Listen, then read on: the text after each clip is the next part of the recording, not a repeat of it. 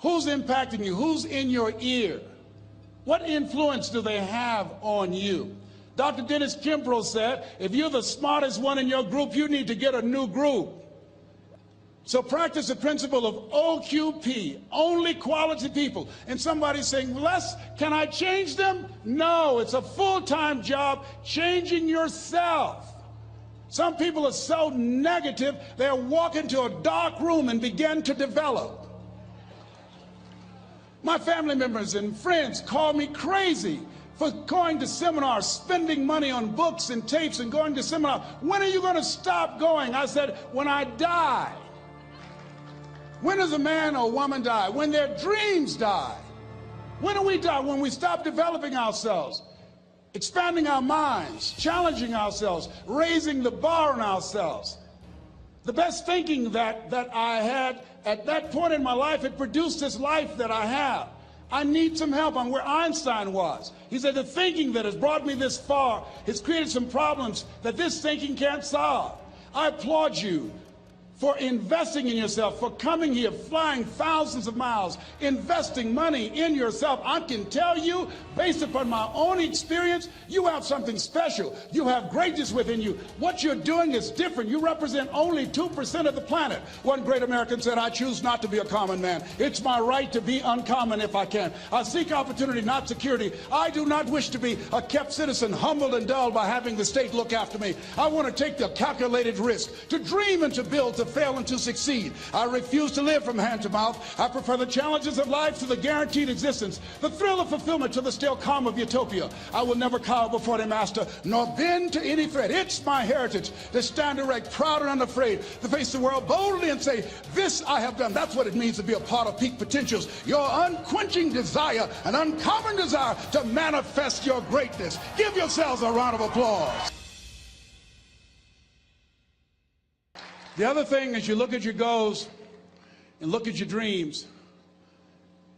Repeat out to me, please. I will fail my way to success. Yes, part of the reason why we have to continue to work on ourselves and surround ourselves with quality people is because you're going to have a lot of failures. You're going to have a lot of disappointments. Maya Angelou said, and it's true, I found it in my case, that most people go so far in life and then they park. They stop dead in their tracks. Why? Because they take some hits. When you have a goal and dream, think it not strange that you face the fiery furnaces of this world. You will have tribulations. Things are going to happen to you. I was in pursuit of my dream, and all of a sudden, boom, I got hit. A person that I thought I would be with for the rest of my life, I thought was my soulmate. I went through a divorce. I was embarrassed. I was humiliated. How can I teach people how to live their dreams? And I wasn't able to make my marriage work. I questioned myself. I took another hit. My mother was diagnosed with breast cancer. Then I was diagnosed with prostate cancer. Then my best friend from the second grade, Alexander Wims, he was diagnosed with cancer of the liver. I took a hit, and life staggered me, and I parked. And I didn't turn on my emergency lights because I didn't want to call attention to myself. I didn't want anybody to come and say, hey, do you need a jump? No, I don't need a jump. I'm not out of gas. My battery is not dead. My heart is beating. I'm parked. Leave me be. I'm parked. I was in my comfort zone. I was doing just enough to get by. I was working on a job. They paid me just enough to keep me from quitting, and I worked just hard enough to keep from getting fired. How many know people like that? Blink your eyes if you understand what I'm talking about. I was parked. I knew I could do more. But when my mama died, it took something out of me. When I went through a divorce, it took something out of me. When my best friend died, it took something out of me. I parked. And somebody said that life is like an onion. You have to peel it one layer at a time. And sometimes you cry. Life's going to happen to you when you have a dream. You're going to get slapped around. And don't take it personal. Don't ask, why did this have to happen to me? Why not you? Who would you suggest? You want to give us some names, some email addresses? And don't tell everybody. 80% don't care, and 20% glad it's you.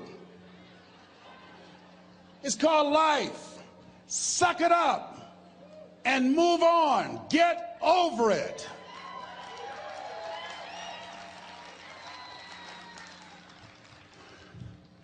It happens to everybody. Here's the other thing: as you look at your goals and look at your dreams, when you're going through some stuff, repeat out to me, please. When things go wrong, don't go with them. Yes, write that down. When things go wrong, don't go with them. When you're working on a business deal, you're counting on some money. Someone said you will get the loan, and it falls through. You have an event, and the people that you thought would be there and support you, they don't come through. Or someone turns against you, or you get ripped off. It's going to happen to you. Happened to me. Someone stole all my products, my database, over 180,000 names and addresses. It's not personal. It's going to happen to everybody. It does. 8 out of 10 millionaires have been financially bankrupt. Walt Disney had 7. He filed bankruptcy 7 times and had 2 nervous breakdowns. It's called life. But I got a saying: when life knocks you down, try and land on your back, because if you can look up, you can get up. You've got the power in you to do that. You've got something special. You've got comeback power. Here's the other thing. Let us say together: it's possible. It's necessary. It's me.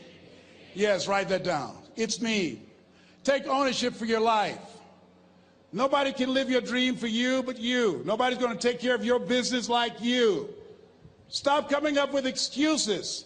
Don't give yourself permission to continue to live a small life. You can't fit a big dream into a small life. Give yourself permission to go for it, to test yourself, to challenge yourself, to live full. I like the saying: always strive to get on top in life, because it's the bottom that's overcrowded. The reason you're here is because there's something in you that says, I can do more. This just can't be it. There's something in you. There's a calling on your life. There's something in your heart that caused you to get dressed and spend the money to go to seminar after seminar and listen to message after message and speaker after speaker. Because there's something in you that tells you this is not it for you. You have not peaked here. There's more in you that you are expressing. Eye has not seen, ear has not heard, nor has entered the heart of mankind what's in store for you if you challenge yourself, if you persist and persevere, if you take ownership for your life. George Bernard Shaw said the people that make it in this life, they look around for the circumstances that they want, and if they can't find them, they create them. Create what you want. You have the power in you to do more than you can ever begin to imagine, to control your destiny, to make a difference in our children, to make a difference on the planet, to make an impact. Let us say together, it's me. And let us say together, it's hard. Say it like you know it. Say, it's hard. Ladies and gentlemen, it's hard. There are people who have seen their retirements taken away from them by the corporations that they work for. They were within 2 or 3 years of retiring, and they had it taken from them. The #1 entrepreneurs in this country now are senior citizens. The #1 employer, #2, McDonald's and Walmart. And there's nothing wrong with those jobs. I guarantee you those people did not have a plan to end up living their lives at the end of life with those types of jobs. And they didn't have a plan like you have, and while you're investing in yourself, not to. And it's hard. There are people making choices between purchasing prescription drugs or paying for gas or a mortgage note. It's hard when you're working on a job for 20 years, 30 years, give them some good years, and then they come in and tell you, we've downsized. In other words, you're fired. And then you have to start all over again. How many of you know it's hard? Raise your hands, please. It's hard. And it's not fair. One of the things I like about T. Harv is he talks about work and investing in yourself. It's not fair when people are going up against that kind of stuff to tell them just think positive and be enthusiastic and everything will work out all right. Ain't that kind of party. It's hard. Life will put some knots on your head. I bought my first home for my mother. I was rushing, didn't know what I was doing, and I bought a home that had a lien against it. And they called me, Mr. Brown, yes, there's a lien against your property. We need $55,000 if you're going to stay there. Wait a minute, sir. I just bought this home. The guy told me there were no liens against it. I'm not the one that owe you the money. You should have checked that out, Mr. Brown. Come on. I called my attorney. We followed up. Yes, Les, there's a lien against the property. But he told me there were no liens. He lied, obviously. Oh, my God. He told me he wanted to help me because he admired the fact that I was buying this home for my mother and that he was adopted, and he identified with me. Les, he suckered you. He played you, man. So what? Well, would they take payment arrangements? What about $5,000 a month? They want all the money, Les. They want all the money, or you're going to have to get out. The house is going up for sheriff sale. Do you have it? No, I don't have it. Can they give me some time? Tell them to give me 3 months, please. Give me 3 months. My mother's in her 70s, man. She has a bad heart. Don't do this to me. This is my dream. Don't do this, man. Please, let me talk to them. Les, I'm talking to their attorney. They don't want to talk to you. I've got to talk to the attorneys. Do you have the money? No. Will they give me 3 months? No. What about 2 months? No, Les. They want the money in 7 days. Oh, my God. Let me call you back. I'm not sure. And I walked the floors thinking, God, how could this happen to me? I got to figure this out, huh? I got to figure this out. And it seemed like the days are just ticking off, ticking off. Thursday, I had to call them and let them know. They called me, Les, do you have the money? No, I don't. Friday, you have to leave. The sheriff will be there. You're going to have to leave, Les. They're going to take my house. What about my down payment? You lost it, Les. You lost it. Okay. I got to go. Yes. I prayed, Lord, please, if you show me that you're real, if you're really real, you think Paul worked for you, you haven't seen anything. Don't let me lose this house and watch what I'll do for you. I was trying to cut a deal. Have you ever tried to cut a deal? It's amazing how spiritual you get when you get in trouble. You know what I mean?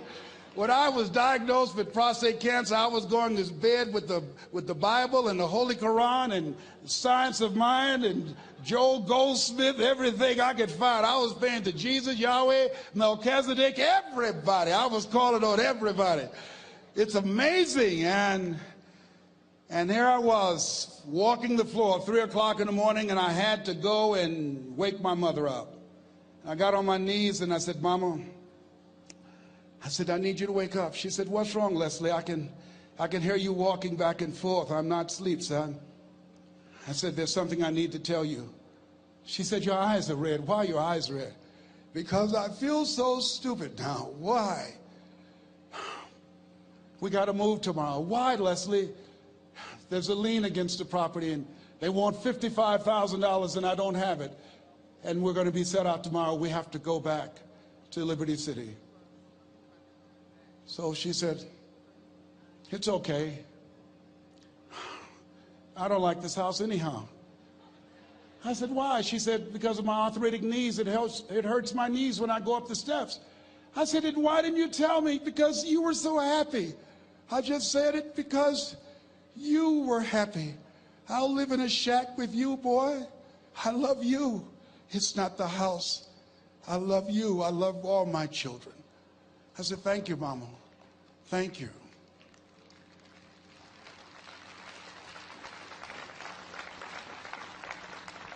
And the next day when we were in the truck going back to Liberty City, and we pulled down 68th Terrace, the neighbors came out and said, "Whoa, Mamie, Mamie, y'all coming back?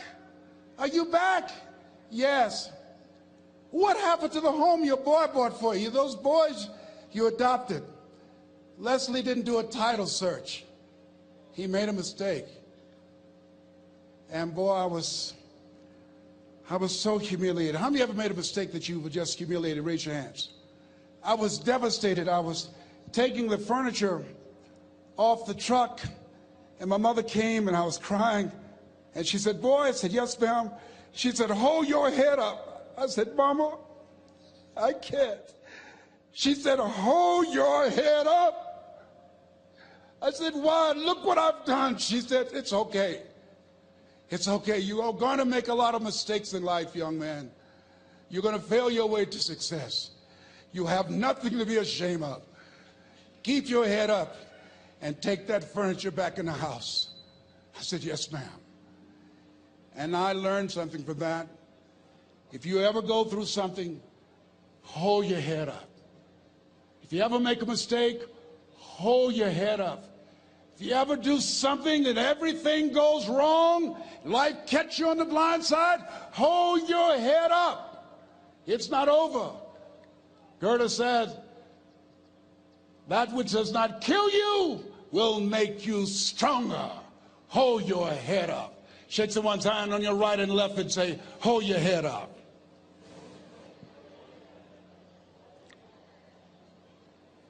Here's something else, ladies and gentlemen. Repeat after me, please. You got to be hungry. Everybody together, you got to be hungry. I'll never forget Mr. Washington said, "Mr. Brown, yes, sir. What do you want to do with your life, young man?" I said, "Sir, I want to be a disc jockey." He said, "Mr. Brown?" I said, "Yes, sir." He said, "You got to be hungry." I said, "What do you mean by that?" He said, "People that are hungry are willing to do the things today others won't do in order to have the things tomorrow others won't have. People that are hungry are willing to invest in themselves. People that are hungry will go to seminars and workshops. People that are hungry are always searching, always seeking higher ground." So how do you want to make it? I said, "I want to be a disc jockey." He says, "Good. Here's what to do." He said, "I want you to read 10 to 15 pages of something positive every day."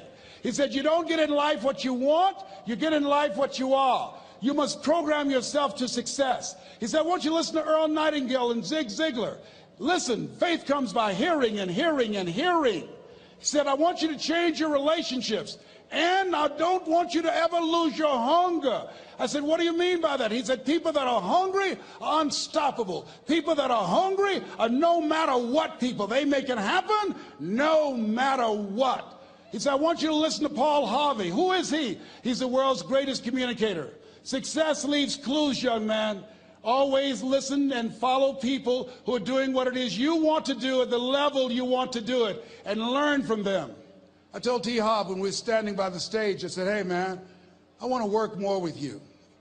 I want you to coach me. I want to learn from you." See, I found you're never too old to learn, and you're never too young to teach. Always have a thirst for learning. So I listened to Paul Harvey every day on the radio. While in school, I would go out and listen in his car. He gave me his keys. I was working to develop myself. And I continued to listen to motivational messages, and he would take me to see the late Dr. Norman Vincent Peale, who wrote the book, The Power of Positive Thinking. I toured with him before he passed. You have something special. You have greatness within you. Don't allow your circumstances to determine who you are. Don't allow your negative thoughts to hold you back. You have something special. You can do more than you can ever begin to imagine. Dr. Peale was an incredible man. I admired him. When he spoke, he gave me goosebumps. I can feel him in my heart. And I never forget, we were coming back to the school, and Mr. Washington said, "Mr. Brown," "Yes, sir." "When Dr. Peale spoke, you didn't move. When he spoke, you were hanging on every word. When he spoke, we didn't have to tell you to sit down and be quiet. Why?" I said, "Sir, I could feel him when he talked. I felt like he was talking to me, sir." He said, "He was." I said, "But he doesn't know me, but he was speaking to you." Did you feel him in your heart? I said, yes, sir. He said, most people feel him in their head. If you felt him in your heart, he said, listen to him, son. Follow him, learn from him. And I would go to seminars and workshops. Anywhere I would find where Dr. Peale was, I would be in the audience. I would drive 200 and 300 miles just to hear him speak. And my dream and vision was to share the stage with him. I thought about it. What is your goal? What is your vision? I want you to hold it in mind. There's some power in that, because when I became involved in speaking, I never forget, I got a call from Og Mandino, who wrote the book, The Greatest Salesman in the World. He said, Les, I'm stuck in Philadelphia. I need to be in Kankakee. Dr. Norman Vincent Peale is appearing. I can't make it. I heard you're in Chicago. I said, yes, I am. Can you go and open for me? I said, yes, man. Oh, my God. Dr. Peale, I said, yes, I'd love to do it. And I went there and I came. I said, hi, I'm Les Brown. He said, you're not the band of renown? I said, no, I'm Mrs. Mamie Brown's baby boy. I'm here to speak. He said, come backstage. And his wife, Martha, was there. And she said, Papa, Les Brown is here, the speaker. And he said, Les Brown? Les Brown, shoot for the moon? Because even if you miss, you'll land among the stars? I said, sir, that's my quote. I wrote you when I was in the 11th grade. I was a part of a special education class project. That's my quote. He said, I know. I end all my speeches with that quote.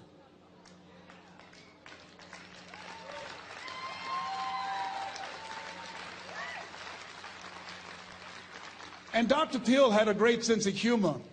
A young man was backstage, and I had so many questions to ask him, and my mind froze up, and the young guy said, Dr. Peale, how old are you?